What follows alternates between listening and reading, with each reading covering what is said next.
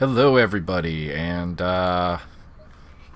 this is the first video of what I hope it'll probably be about 5 videos on ACC Assetto Corsa Competizione.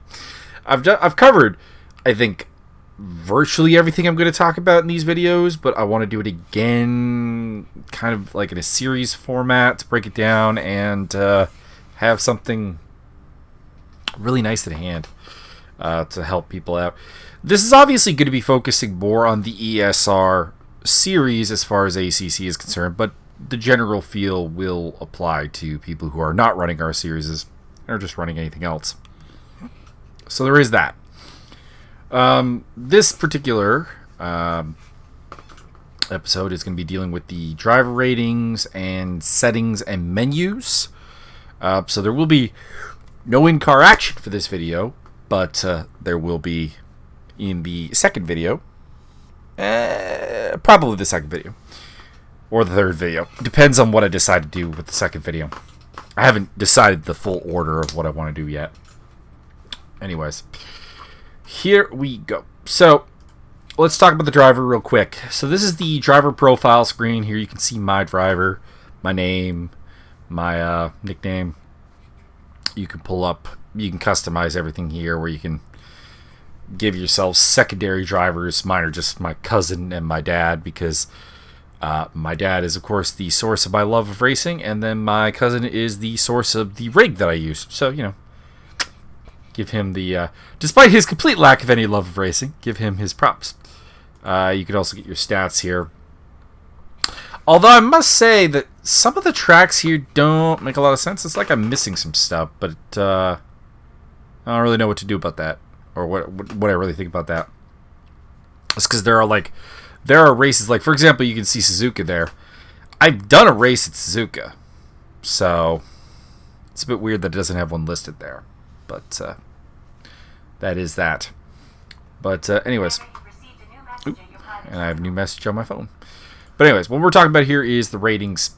So this is the rating screen here. This is where you find out what your FIA driver category is based on what you've done in the game. You can see that mine is silver there with a rating of 9,010. We're going to break it down by rating. The overall doesn't really matter in my estimation, except for telling you what you're like for self-reflection. Because to be honest, in the ESR series, we're probably going to override this, so no one really even knows about it, because there are drivers who have bronze or amateur ratings that are very, very good, and I know that from them in other games. They just haven't played a lot of ACC, and there are guys walking around with gold ratings who, to be honest, are not professional grade drivers in the game. They just play the game a lot, and they've built up the appropriate ratings to get that. But every rating has some level of purpose when it comes to self-reflection, even if it doesn't mean a lot to the outside world. So let's just start at the top. Track competency. This one is important, not necessarily for the number, but because our series anyways require you to have all 3 track medals for a track to race.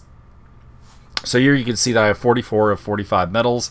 I'm missing the 3rd one at Nürburgring. I'll have to get that when we get around to that for the season we're doing right now on Sundays. Maybe actually I'll even do that. Might even do that on for an example of no. You know, I'll probably either use my secondary account, which has like next to no medals. It's the one that records race room races on my other computer, basically. Or I'll borrow Kaspari's account for that particular video. But I will show how to get the track medals effectively, because a lot of people have been having problems with that. So basically the deal here is that you just run clean laps with a base pace, and you will get track medals.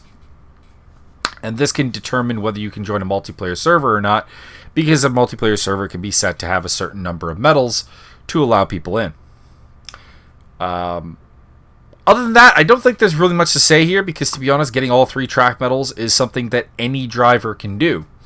So it's not really particularly useful for a tremendous amount of self-reflection.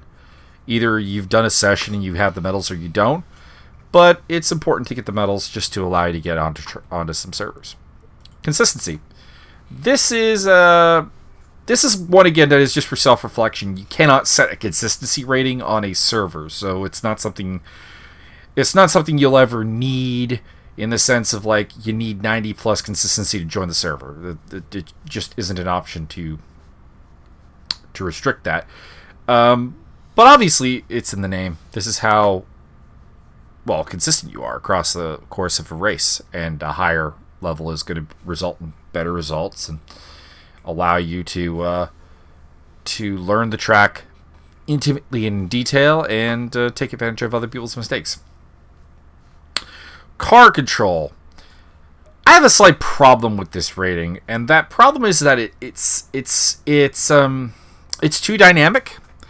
Like, for example, I was doing a practice session at Zandvoort, which is a track that, somewhat by its nature and also by my way of driving it, has certain issues with losing control of the car, and as a result getting relatively low car control scores.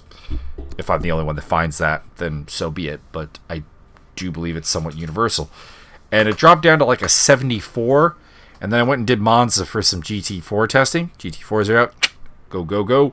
And we're right back up to 88. So it feels like that this stat is more useful for like maybe comparing yourself session to session on the same track, but because of its dynamicism, it doesn't necessarily tell you a lot about your career. So in that regard, a little bit flawed. Like 84, 85, and then 73, 73, 80. This one was bad. I don't know what track that was, but yeah, I don't know. This one is kind of weird, but kind of very, very useful, at least for like looking at your performance on a single track, like session to session, like over the course of a week prepping for a race or whatever.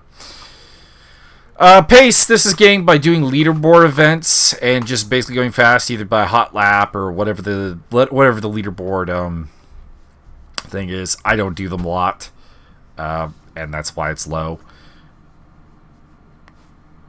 I don't know. It's not supremely useful, because the problem with the leaderboard events is that they'll dictate a track and a car that maybe you just don't really want to run. Like, for example, if a event is up at let us say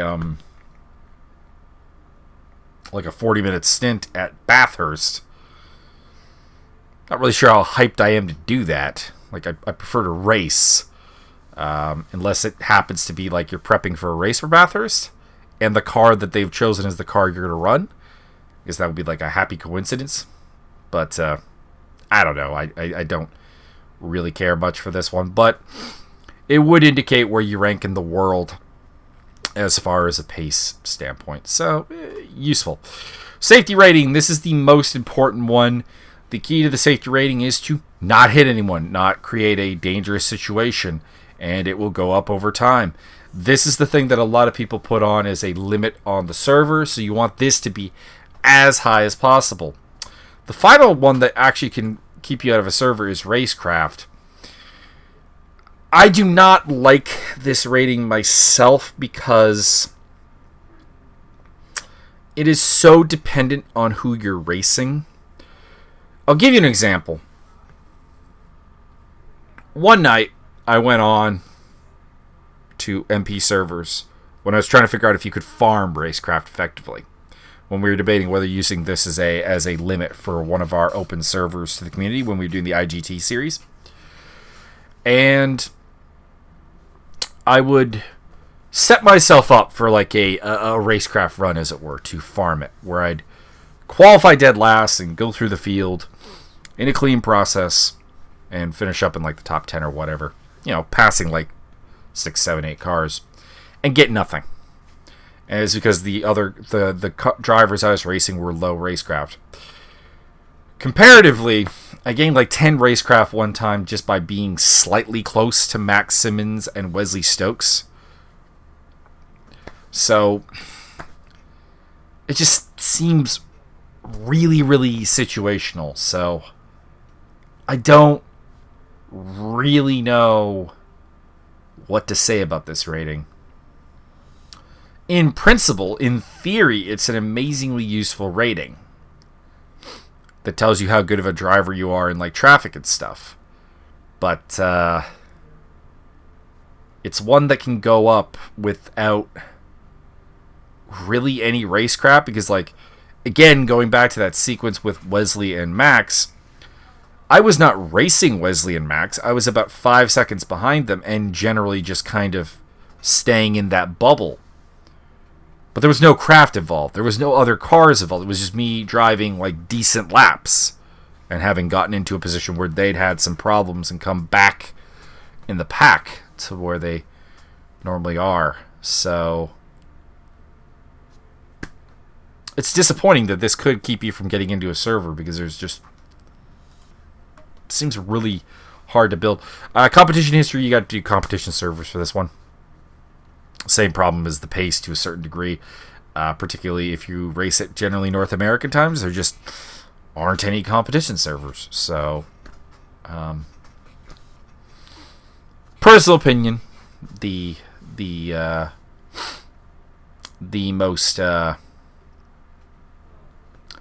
most useless rating, but that's just a personal opinion. So definitely focus on this one and grab this one. Those are two hugely strong things. Okay, so that's ratings. Let's go into settings. So options. First up, we're gonna look at the hood. The HUD. Pardon me. I'm not gonna really talk about a tremendous amount of the HUD stuff here right now, but the thing that I am gonna point out here is the rating practice info. So let's say you're working on a particular one, like say we're getting track medals. You would set that to track competency, because that would give you the different look at the telling you exactly what you need to do for the track medals. So I'm going to handle that in particular detail when it comes to getting track medals. But consistency and car control are also both there. And if you leave it on auto, it'll just have all your stats up. That's what I'm generally racing under. Excuse me, got a little bit of a sniffle. But if I'm working on something very specific, you could change it there, and that'll help you out. That's all I really have to say here. The rest of this is just figure out what you like. That's about it, really. But I guess the one thing I'll bring up is a lot of people race like without a HUD. I've never really understood that. People will say, "Ooh, it's a realism thing," and I feel you, but the information provided here is a lot of stuff that in real life you'd be able to call into the pits and get. Excuse me. In an actual GT race. And that's not something we generally have in the game. So I feel like while you are visually more realistic, your overall understanding of what's going on is actually less realistic. So, just, I don't know, my take on the HUD. Is there anything else I want to talk about?